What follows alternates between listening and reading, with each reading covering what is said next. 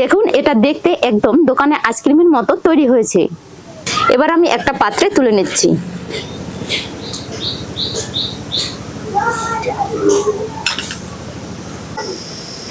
দেখলেন কত সহজে বানানো গেল দারুণ স্বাদের ম্যাঙ্গো ভ্যানিলা আইসক্রিম। গরমে ঠান্ডা আর মিষ্টি এই আইসক্রিম নিশ্চয়ই আপনাদের সবার ভালো লাগবে। এই গরমে ঘরে বসে মাত্র 3টি উপকরণে তৈরি করে নিন ভ্যানিলা ম্যাঙ্গো আইসক্রিম। নমস্কার বন্ধুরা, বনিতার রান্নাঘর উইথ ভিলেজ ফুডে সবাইকে স্বাগত। আজকে আমি ঘরোয়া পদ্ধতিতে আপনাদের জন্য আমি ভ্যানিলা ম্যাঙ্গো আইসক্রিম তৈরি করে দেখাবো। চলুন তাহলে শুরু করা যাক।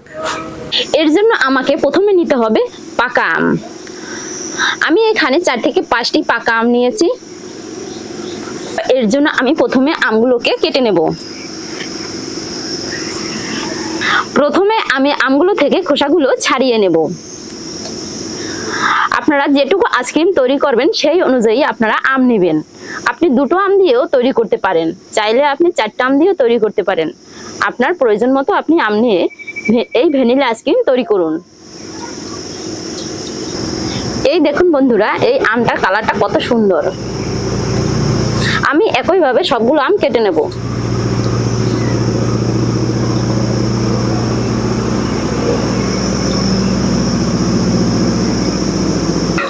আম থেকে খোসাগুলো ছাড়ানো হয়ে গেছে। এবার আমি আমগুলোকে টুকরো টুকরো করে কেটে নেব।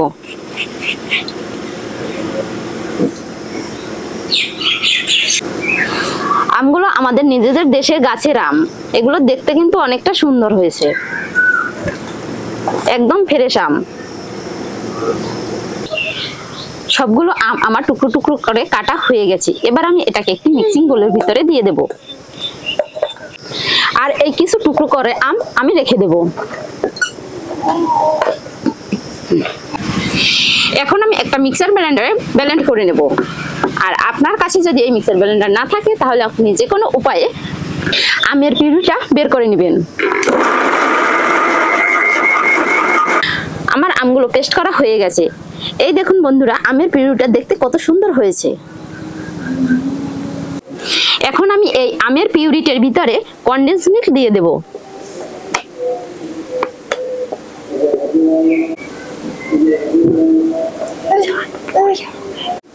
আমি এর ভিতরে মোটামুটি ভাবে 150 গ্রামের মতো কনডেন্স মিল্ক দিয়ে দিয়েছি।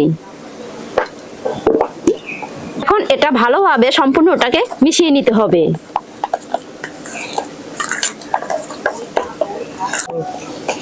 আপনি এখানে আপনাদের পরিমাণ মতো মিষ্টিটা নেবেন। যদি মিষ্টি বেশি খেতে চান তাহলে কনডেন্স মিল্কটা একটু বেশি দিয়ে দিবেন। আমার এটা মিশানো হয়ে গেছে। এখন এই আমের পিউরিটা কিছু সময়ের জন্য রেস্টে রেখে দিতে হবে। আমি যেহেতু ভ্যানিলা আইসক্রিম বানাবো, এর জন্য আমি নিয়েছি এখানে হুইপ ক্রিম। এখানে আমি নিয়েছি লিকুইড হুইপ ক্রিম। এটাকে একটা পাত্রে নিয়ে নিলাম। এখন আমি একটি হ্যান্ড হুইস্ক দিয়ে বিট করে নেব। প্রথমে আস্তে আস্তে বিট করতে হবে।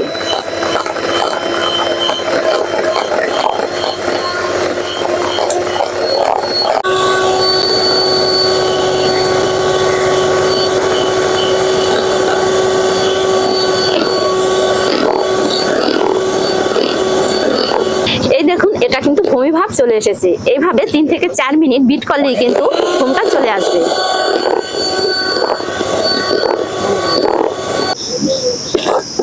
এই দেখুন বন্ধুরা, এটা বিট করা হয়ে গেছে। যখন এটা উঠানোর পরে পড়বে না তখন বুঝতে হবে এটা কিন্তু সম্পূর্ণ বিট করা হয়ে গেছে। এখন আমি বিট করা হুইপ ক্রিমের ভিতরে এই আমের পিউরিটি দিয়ে দেব। এখানে আমি সব আমের পিউরি দেব না, তারপরে ভালোভাবে মিশিয়ে নিতে হবে।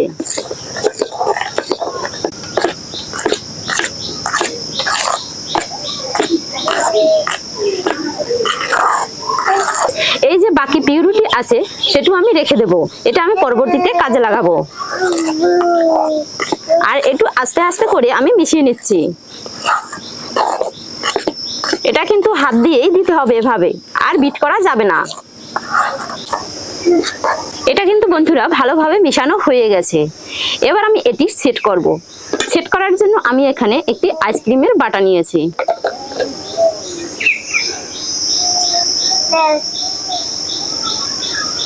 বাটার ভিতরে ঢেলে দিচ্ছি। সম্পূর্ণটা আমি ঢেলে দিব না, কিছুটা বাকি রেখে দিলাম। আমি যে আম কুচিয়ে রেখেছিলাম সেগুলো এর উপর থেকে দিয়ে দিচ্ছি। এখন আমি এর উপর থেকে বাকি মিশ্রণটি দিয়ে দিচ্ছি।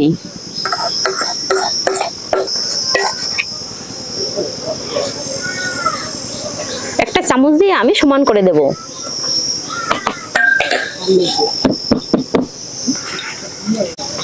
আমি এখানে যে বাকি পিউরিটি রেখেছিলাম সেটা এর ভিতরে দিয়ে দিচ্ছি।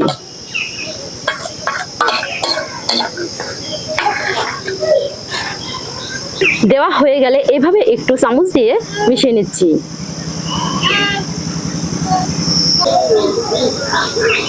এখন আমি এটাকে 8 ঘন্টার জন্য ফ্রিজিং করে নেব।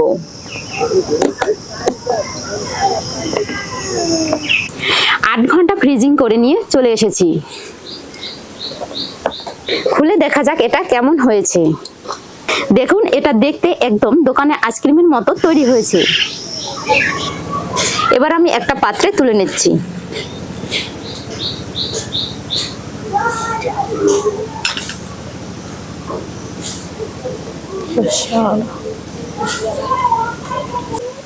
এটা দেখতে কিন্তু একদম দোকানের মতোই পারফেক্ট হয়েছে। এবার দেখে নি এটা খেতে কেমন হয়েছে।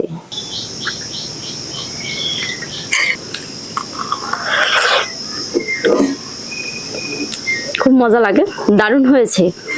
একদম দোকানের মতোই পারফেক্ট ভ্যানিলা ম্যাঙ্গো আইসক্রিম হয়েছে। অবশ্যই আপনারা বাড়িতে বসে এইরকম ম্যাঙ্গো ভ্যানিলা আইসক্রিম তৈরি করবেন। ভিডিওটি ভালো লাগলে একটি লাইক দিবেন আর বন্ধুদের সাথে শেয়ার দিবেন। আরো এমন রেসিপি পেতে চ্যানেলটি সাবস্ক্রাইব করুন আর পেজটিকে ফলো দিয়ে পাশে থাকুন। সবাইকে ধন্যবাদ।